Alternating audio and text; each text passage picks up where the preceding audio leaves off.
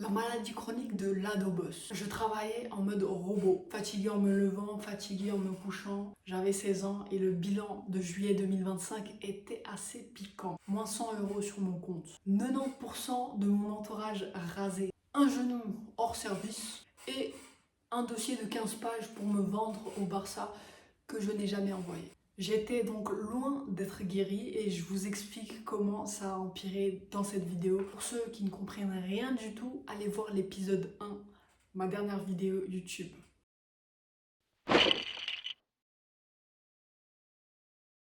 Le 31 mars 2025, je me lance un défi, Build in Public. Et j'ai 90 jours. Pour atteindre 25 000 followers, générer 1000 francs avec son business en ligne et vous partager son parcours de footballeuse.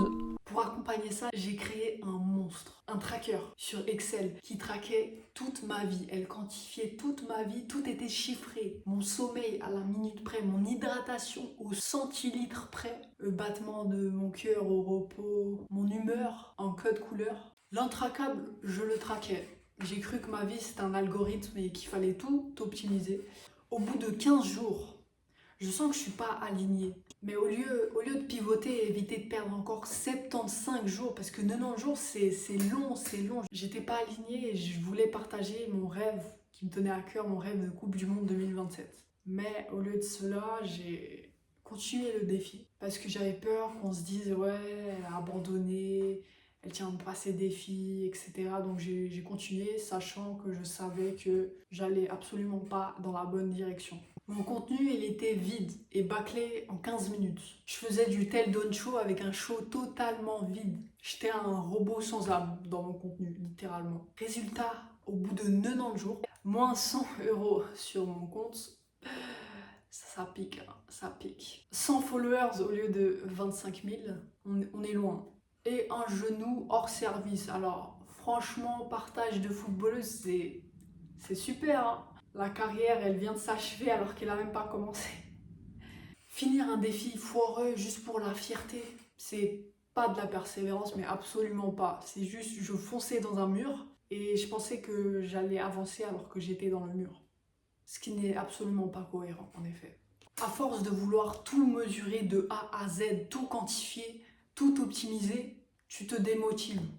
Aujourd'hui, j'ai lâché les trackers et bizarrement, je dors mieux. Parce qu'en fait, j'ai plus cette maudite pression de encore faire ces 500 pas restants à 21 h en rond dans ma chambre parce qu'il m'en reste 500 avant les 10 000 pas.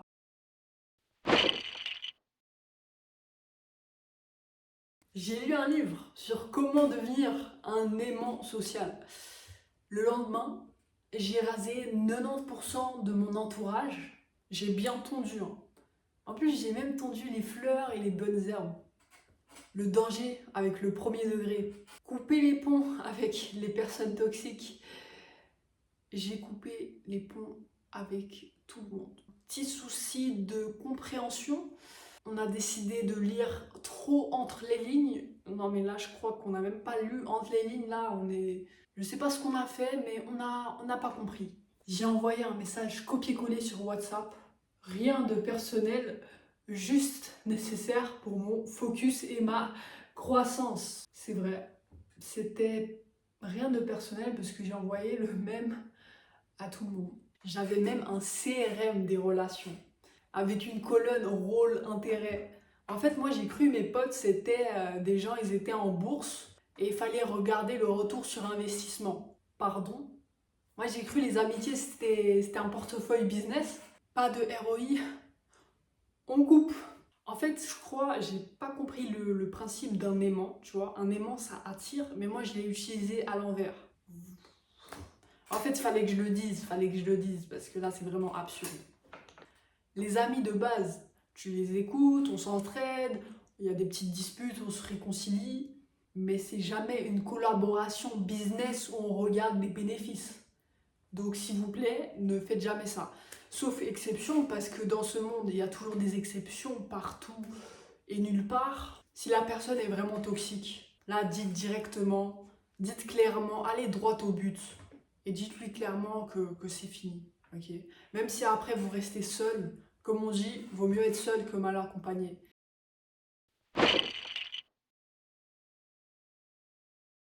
Le 31 juillet 2025, je décide de partager mon rêve de Coupe du Monde 2027 sur Instagram. Là, j'ai quand même précisé 2029 ou 2031.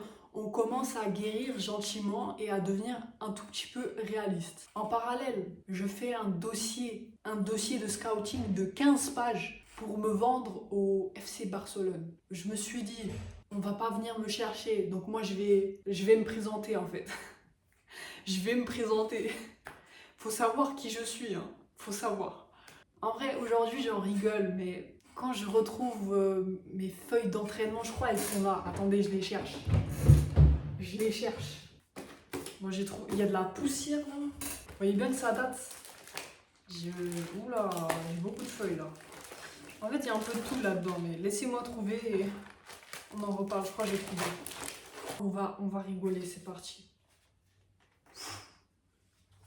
En vrai, aujourd'hui, j'en rigole, mais quand je retrouve mes feuilles d'entraînement, je me dis, j'étais pas la fille qui était assise là sur son canapé et qui avait des rêves. Non, moi, j'étais dans le travail acharné. J'avais semaine A, semaine B, semaine C, nutrition calibrée et grammée, tracker par-ci, tracker par-là, tracker pour les jambes, tracker pour la salle, tracker pour les tirs, tracker pour le cardio.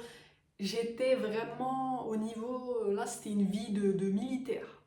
Là, je vous lis la semaine A, échauffement dynamique, 5 minutes, squat sauté, 3 x 10. Ah ça c'était sprint 4 x 5 mètres plus 4 x 10 mètres avec départ explosif. Gainage, jambes levées, l'après-midi, jongle alterné, contrôle orienté, frappe pied gauche avec course diagonale. Après, il y avait le cardio et le cardio pour finir du 15-15 sur 5 minutes. Et sans oublier le mental, bien sûr. Ça, c'était semaine A, c'était de l'explosivité à la précision. Semaine B, dominer avec classe et intelligence. Là, je pense que c'était la vision de jeu. Ouais, c'était la vision de jeu. Variante contrôle aérien, j'ai la vision, je sais de ce que de... Je vous mettrai là, variante contrôle aérien. Ça, je m'en rappelle, je l'ai fait une fois en match, sans faire exprès. Là, je sais pas, on me fait une passe en l'air. Et là, je la prends, je sais pas comment je la prends bien. Je suis devant les cages, je mets une frappe. Ça allait presque ça allait rentrer dans la lucarne, mais il y avait la gardienne, elle était trop forte. Mais le contrôle, j'étais choquée du contrôle que j'ai fait. Parce que je l'ai jamais fait, hein, je l'ai improvisé en match comme ça. Tout ça pour dire que j'étais vraiment carré. Je passais mes journées à remplir des trackers. Là, vous avez un type de tracker que j'avais, notamment des trackers pour les tirs. Il fallait calculer le taux de réussite des tirs, mais j'étais incapable de tirer parce que j'étais blessée. Donc autant vous dire qu'il y avait des 0% partout. Je vais vous montrer ça. Voilà, là, il y a du zéro partout, il y a erreur de formule. Je me présentais au grand club avec mon grand dossier de 15 pages comme une fusée Falcon 9 de la NASA. Mais attention, le réacteur droit, il est fissuré, il est cassé, il y a des pièces au sol. Mon genou droit. Mais ne vous en faites pas, on va mettre du gros scotch médical, ça va passer crème au décollage. C'est pas passé crème. En plus, non là c'est absurde, là j'ai rajouté des lettres de recommandation de mon kiné et de ma prof de musique. Voilà, parce que c'est bien connu pour jouer à la Ligue des Champions. Faut maîtriser Mozart, on le sait. Et puis le dossier, du coup, je l'ai jamais envoyé. Je ne l'ai jamais envoyé à personne. J'étais dans le déni total en voulant optimiser le papier.